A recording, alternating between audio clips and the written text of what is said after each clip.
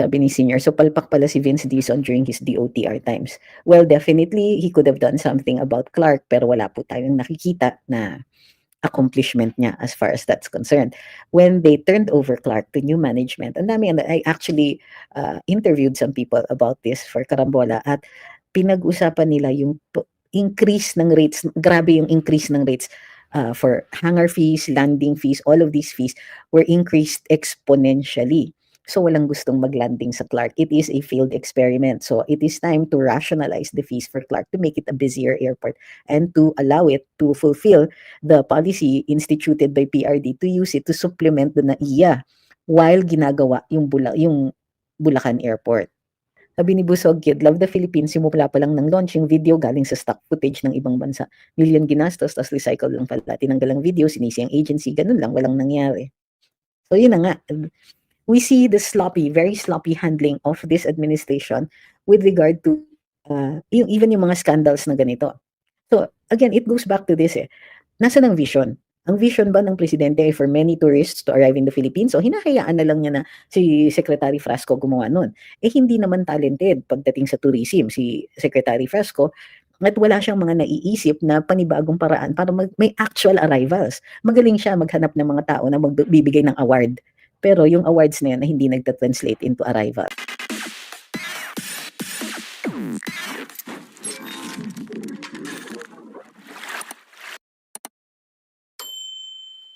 Sabi ni Ma'am Victoria, kinakain ng pagtirada sa Duterte ang BBM admin, kaysa ayusin ang economy like sa BPO na medyo nanganganib maalis sa Pilipinas. Isa pa pala yan.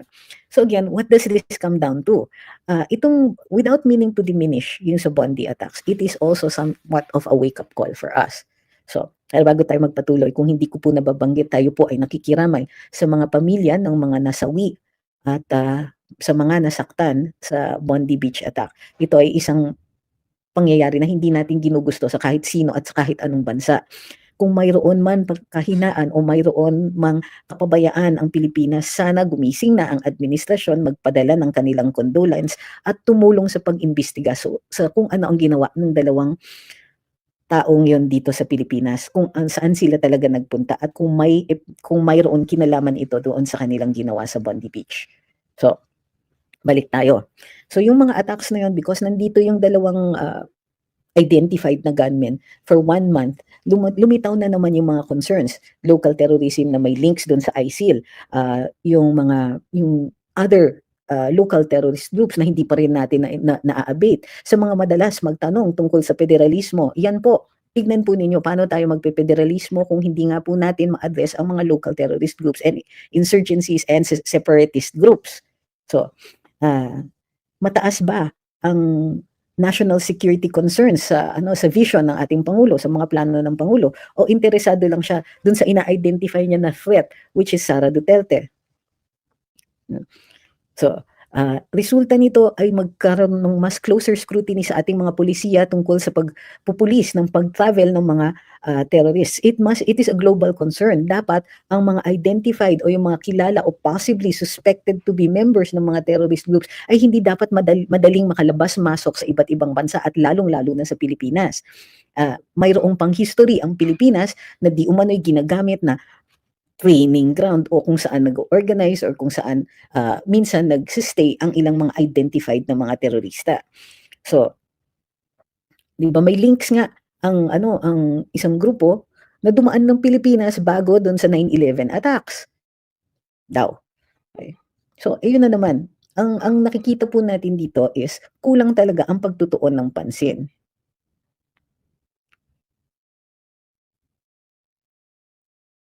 Sabi ni Edsology, in fairness, di naman po siguro sa DOT strat during Pinoy, choose the Philippines. Hindi ba nag-start naman yung more fun in the Philippines nung panahon ni Pinoy? Tinuloy lang yun ni PRD. Sabi niya, if it works, why fix it?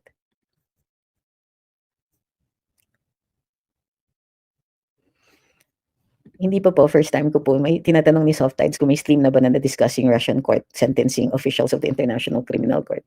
Actually, nakita ko nga din yung video. And yes, I read it but I haven't talked about it yet. So we'll probably do that later. Sabi ni Strictly, delegate ng delegate kahit incompetent. Kapag sinuwerte, may maganda for press release, i-credit grab, otherwise deflect ng deflect sa mga issues and keep up the smear campaign versus the Dutertes. Yun na nga.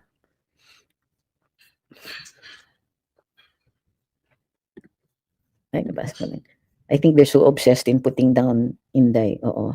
Maraming salamat kay Teach Ginny, tsaka kay Jea Zaurus. At kay... Hi kay Joseph. Ang ginawa daw sa Europe ngayon. Thank you din kay Seti John at saka kay Messia. Okay. Sabi ni Francis, "Good morning. The government has intelligence funds for the Bondi shooters. I wonder sa kanila ginagamit intelligence funds ng admin na ito." Again, we don't know. And the only person who is on record as having addressed terrorism concerns is the Vice President. Inaaway pa siya, 'di ba? Hindi natin alam kung ano yung ginagawa nila dun sa iba. Thank you po kay Crystal Unicorn.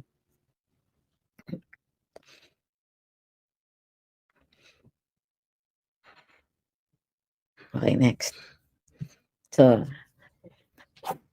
if in the next few days, this administration does not address this Bondi attacks issue, then makikita natin na fully expect less investor confidence equals less foreign direct investments, less tourism arrivals, and so on. It is a major concern, and how can we blame tourists for thinking that Mindanao is the whole Philippines? In fact, some people try to equate any event that happens in Mindanao, particularly negative events, as something that happened in the whole of Mindanao. Hindi naman po ganun. So, but again, this administration is so concerned with 2028 that they're not taking an interest in any other thing. They're not interested in FDIs except as window dressing. 'Di ba nung a few months ago nung ni-report na bumagsak na naman, lowest na naman ang FDIs natin, ano yung sinabi nila? Hindi yan totoo, meron ngang dumating na magi-invest daw sila ng ganito, ganito, ganito. Okay, and so far we have been hearing about a lot of pledges but no actual, ano ba yan, mga shovel-ready na projects, walang projects na yung seryoso, dumating na dito, pinag-uusapan na, naghanap na ng lupa, wala silang ganon. All they're doing is saying na, hindi, merong nag-i-invest. Pero hindi nga nila ina-identify or very barely identified yung mga investors daw. Sabi ni Datu Ron, stage daw yung sa Bondi Beach like October 7, next sa Europe naman para madaming kumampi sa Israel, staged by Mossad. Bago natin isipin yung mga alternative theories, let's find out first what happened. Because no matter what, may mga namatay dito. So, if we're going to deal with alternative stories, let's wait for the evidence to come in.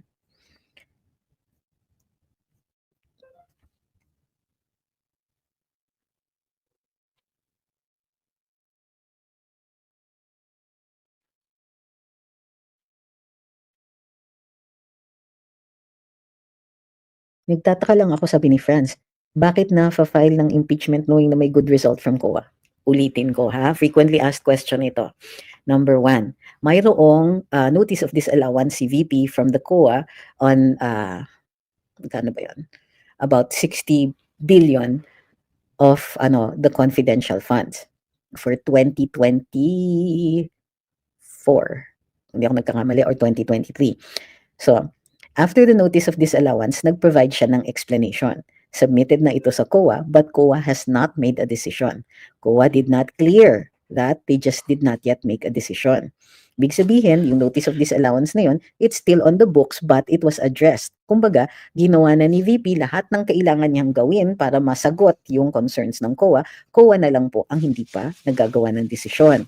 Without the COA's decision, yung notice of disallowance na yun cannot ripen into a case. Hindi pa po siya pwedeng kasuhan kasi ongoing pa, kumbaga, yung issue na yun.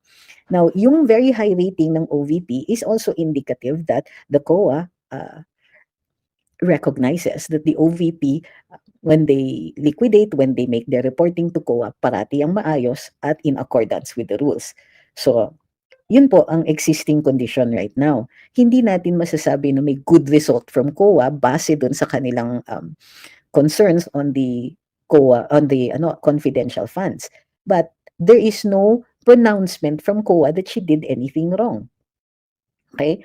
Kumbaga, nung nagpadala sila ng notice of disallowance at sinagot naman ni VP Inday, ang ibig sabihin nun is this is controverted. Meaning, yung notice of disallowance, hindi yan decision.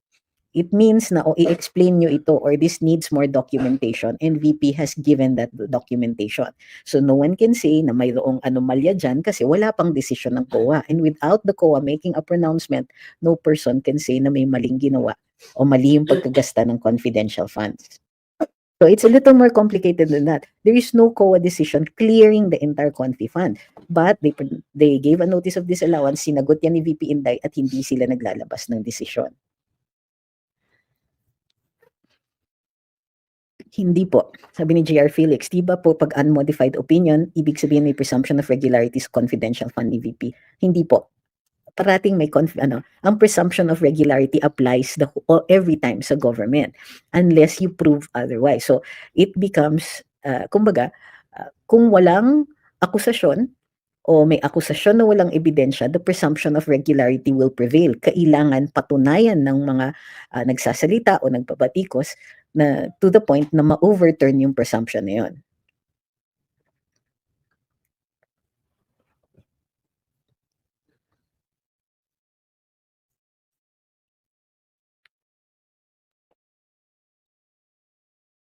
Okay. Sabi ni Lucky Kitty Cat, ang nakakainis is this administration, instead of encouraging cities to do better and commend the good things done of local government, hinihila pa nila pababa. Look what they're doing to Davao City. Oh, so have you heard about the buses? So, buses pa yun. Taxis. So, there's this company na nag-launch ng taxis sa Davao City. Marami. It's a major. But they applied for local government permits only on the day of the launch. Meron silang clearance and permits coming from the national government, pero yung local government, hindi nila inasikaso yung mga permits and launched on the day that they applied for these permits. Galit na galit si Mayor Baste. And sinasabi niya na, yun nga, kumukuha kayo ng national na permit pero pinababayaan ninyo yung sa Davao. And how is this, and what if this becomes a precedent? Yung national government papayag tapos hindi magtatanong sa LGU. Ang LGU ang nakakaalam ng carrying capacity ng city. So kakayanin ba ng city yung ganung karami? Paano kung magdagdag uli ang national? Parang ang nangyayari dito is sobrang pangingialam ng national doon sa sa permit system ng Davao City to the point na posibleng magkaroon ng issue. Kumbaga iniipit talaga ng national dito. Davao City put in buses para hindi na masyadong magkaroon ng jeeps on the road. 'Di ba? Para hindi nagsisiksikan sa road. Buses are more efficient transportation. Tapos biglang dumating na nga. So these are green vehicles naman and strongly encouraged by the national government. But this does not give that company an excuse to bypass the local government or to flout the local government's ordinances pagdating sa pagpasok sa isang city with their own with their cars.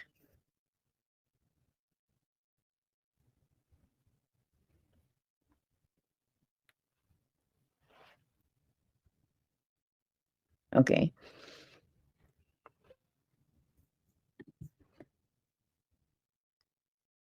Sabi ni Edzology, I would dare to ask if COA finds out irregularities and confirms anomalies in notice, would you reconsider your current trust in Sara Duterte? No, not until a court proves it. Kasi the COA is only one step. So pupunta pa yan sa court, pupunta yan sa ombudsman if the irregularity has malice. Kumbaga, if there's malicious intent.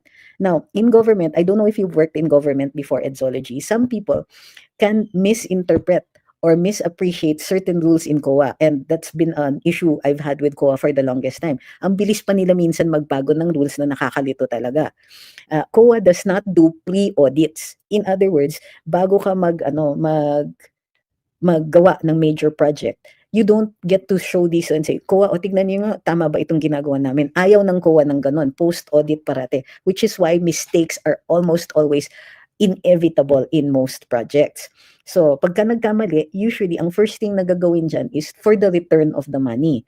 So, yung sinasabi niyo, confirm anomalies sa notice of disallowance. By saying anomaly, this means that you're saying that there's possibility of malicious intent.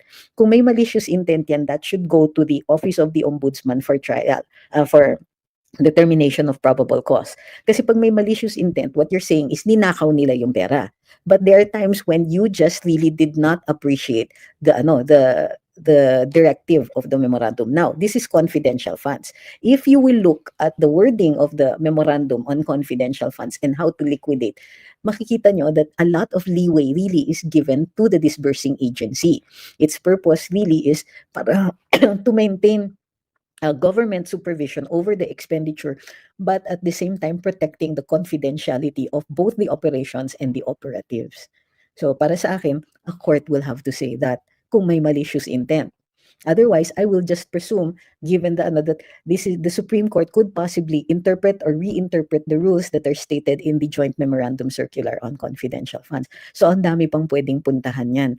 Hindi ako naniniwala that VP Inday would blatantly use confidential funds and line her pockets. And in fact, to this day, there is no evidence that any of that money went to her personal expenditures or to any personal expenditures within the OVP. But it's still a good idea for you to bring that up. So noted and thanks. Thank you for answering calmly my question. Tam naman yung question mo eh. And I don't see it as a, kumbaga, we should be prepared to answer questions like this because kami, paano namin i-defend si VP Inday kung yung, alam mo yun, we get ticked off at the slightest thing. Ikaw, ang fair mo naman magtanong. Is it common practice for disallowances to take a long time to actually be decided? No. No, but there are instances na matagal talaga. Halimbawa, tignan nyo yung kay Laila de Lima, matagal. But with VP Inday, ako, natatagalan ako. However, my experience in government has only been with a few agencies and dun sa mga agencies na yun, mabibilis ang COA na mag-decide. So, ang weird lang talaga. Na-weirdan ako na yun nga, ang tagal nila mag-decide. But it is what it is. No, it cannot. Can the ombudsman obtain bank records of VP without her signing a waiver? No, only a court can order that. And there has to be a reason.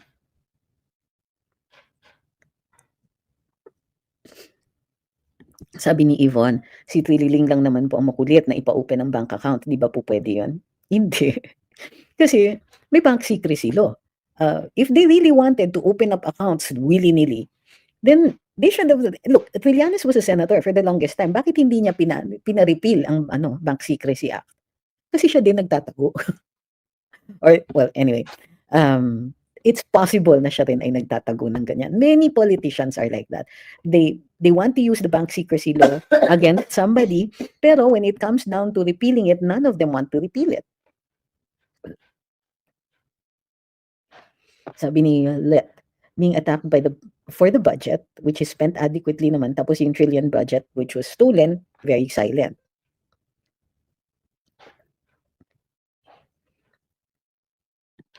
Sabi ni Sweet Dreams, on COA, no wonder former Commissioner Heidi Mendoza is suddenly missing by Shelo Magno's side. They're all malicious and hypocritical. The VP's demolition is part of their master plan. Well, it's their goal talaga. Because they know that politically, they will not be able to survive as long as the VP is there. So, sabi ni Vanessentials, if ma-impeach si VP sa 2026, di pa sila titigil magpa-impeach uli sa 2027. Okay.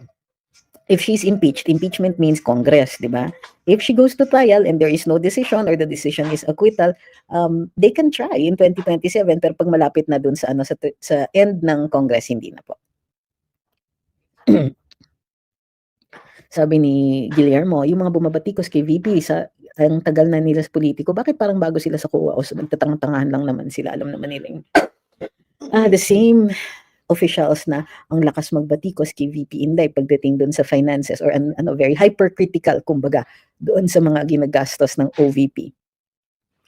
They would not survive the same kind of scrutiny, sinasabi ko sa inyo. Ngayon pa lang nung may mga aligasyon na doon sa mga contractors kulang na lang umiyak sila.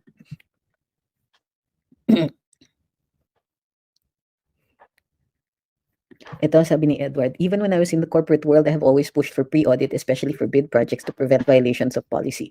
Prevention is better than cure. I agree. I agree with that. Ayaw lang kasi ng COA officials na sila ang magiging liable kung sakasakali they clear this, tapos later on sasabihin na ay mali yung pag-clear ninyo. Sabi ni Francis, can our current laws be utilized if someone asks to open personal bank accounts? that seems to be a red flag if wala namang court order, especially in public ginagawa.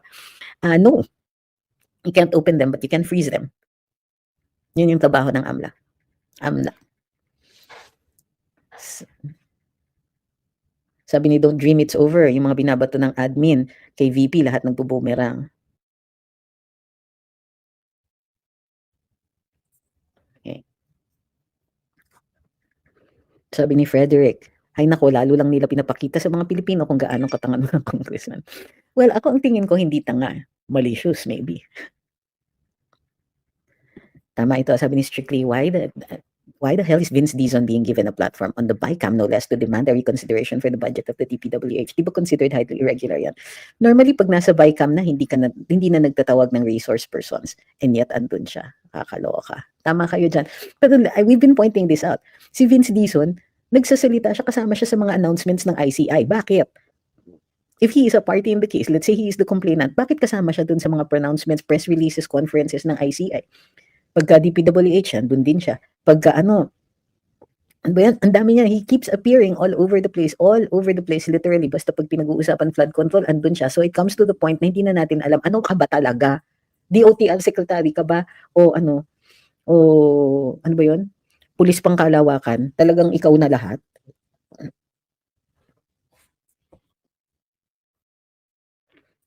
Ano po nangyari sa impeachment ni CJ Corona na prosecution wanted to open and examine Corona's bank records? Parang may debate si Senator Miriam at Conchita. Sabi ng Korte Suprema, pwedeng buksan kapag impeachment. So yun ang hinahabol ni Trillanes. Kaya si Trillanes, panay ang encourage dun sa impeachment ni VP Inday para magpabukas siya ng bank accounts. He's obsessed. So ngayon, ang ginagawa nila is he's getting other people na maghikayat na buksan yung bank accounts ni VP Inday using the phrase, kung wala namang tinatago, bakit hindi mag-waiver? Ibalik na lang natin kaya sa kanila yon. Sabihin natin, kung walang tinatago si BBM, bakit di siya nagpapadrug test? Ang sasabihin nila, hindi naman pareho yun eh. Wala naman talaga kayong ebidensya pagdating kay BBM. Sabi ko, there's a difference, no? Pwede kasi we have circumstantial evidence that can be given by Senator Amy Marcos, Senator Nikki Cositeng, and so on. Former Senator Nikki Cositeng, and so on. And in fact, if allowed, we can even subpoena yung mga close-in na security nitong mga to. Tingnan natin kung sino sa kanila ang pipiyok, di ba? Gusto nilang mag-fishing expedition kay VP Inday, pues we can do the same thing. But they keep saying, hindi pwede sa presidente, hindi pwede sa presidente. Sino may sabi? The president is immune from suit, but he is not immune from an investigation.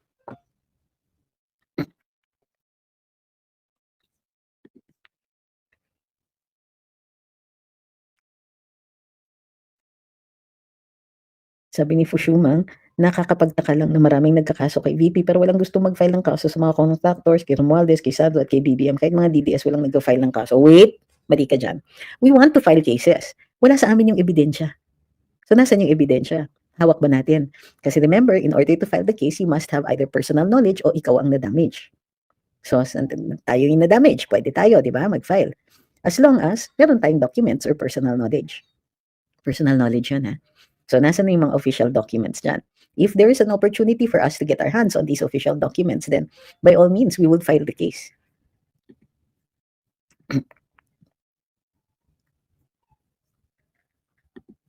Sabi ni Jumelski, meron bang gagawin na hakbang si Sen Aimee para ma-approve yung allegation niya sa kapatid niya? Sana soon na yun para ilabas niya sa atin ang ebidensya at maging aid of legislation. Bawal ang atin. Alam nyo, when it comes to Senator Aimee, napaka-controversial, di ba? Kasi pag kinampihan mo, may nagagalit sa'yo, sinasabi no more Marcos ever again. Pero pag may tama naman siyang ginagawa, sinasabi parati kulang. So, alam nyo ba na yung Senate inquiry ni Senator Amy Marcos, part of that, even Attorney Kaufman was saying, was very useful for the defense of PRD. Daming nagsasabi na, dapat sinabi, ibulgar mo na yung kapatid mo nagdodroga. Then she did. Pero ngayon, galit pa rin kasi siya daw nag-convince kay VP, siya daw dami. Pagdating kay Senadora Amy, no matter what she does, sasabihin niyo talaga kulang. So, minsan di na lang ako nagko-komento kasi wala namang ikaliligaya yung mga kritiko niyan eh. Ako, when I see something that she's done well, we will say it. Pero if she does something wrong then, I'll say it also. Pero para sa akin, kailangan fair tayo. Kung galit kayo sa kanya, wag na kayong mag-attempt mag-komentaryo and try to present yourself as being objective. Sabi ni Kyoto, bakit tinanggal na ang flood control, pinalitan ba ng farm to market roads? Ay, hindi naman pinalitan yun, matagal na po yung gimmick dyan sa farm to market roads. 'Di ba? Ang tawag nga ni Kong John at sa kanila, farm to mansion roads. Hi kay Sweet Dreams, sabi niya, if the DPWH would operate on a reenacted budget, wouldn't it be more favorable for those crooks to have access to the most corrupt budget in history? A reenacted budget, from what I understand, will only pertain to MOOEs, yung operating expenses, yung mga ganyan, sweldo, yung regular and day-to-day. Yung mga projects, they don't apply to projects. Hi kay Bayani. Hi kay Visa, sabi niya, what about Project Noah? Actually, pinag-usapan na natin yan. So, hanapin niyo na lang po yung live natin on Project Noah. But the short answer is this. The Project Noah was never defunded by President Duterte. The project ended. And the reason also that there was no continuation to that was because there were factions within the DOST. One was pro, one was against. And none of them could make a recommendation for continuation. But it was UP that pushed to continue it through the UP system. Yun pa.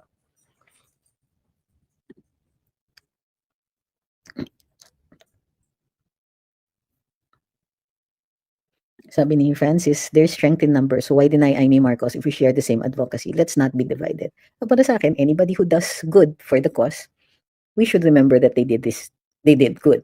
But if you attack the cause and you attack its members, all the while pretending to be part of an organization, hindi na. So palagay niyo po ba magkakaroon pa rin ng corruption sa budget ng 2026? Yes. I have no faith or trust in the people who are making it.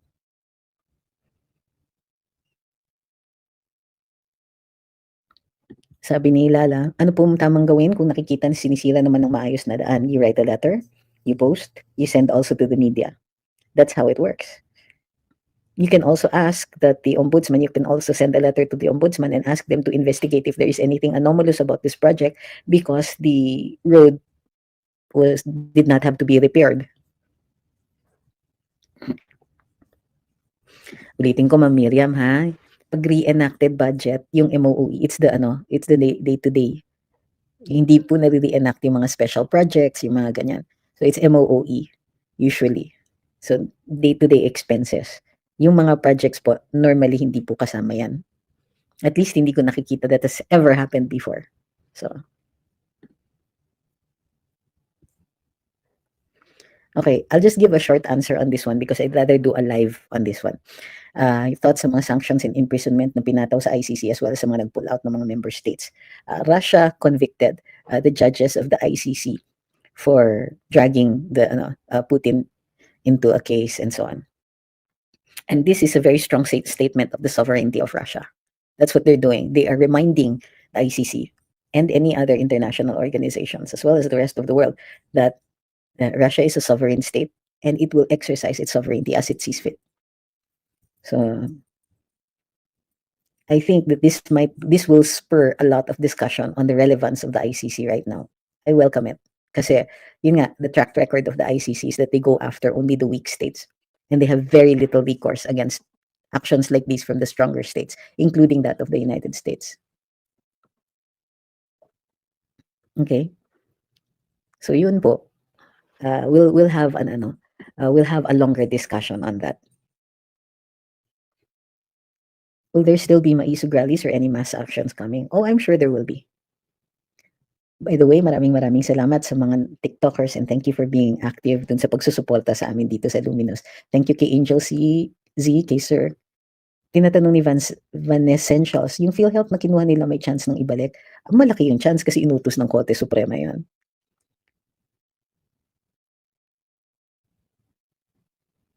Hi Sir Art, thank you. Thank you kay Vanessentials. At saka kay, naku, hindi ko mabasa yung name. Okay. Ito sabi ni William, Venezuela formally withdraws from the ICC. I think that's a good move on their part because they have taken the road less traveled, kumbaga.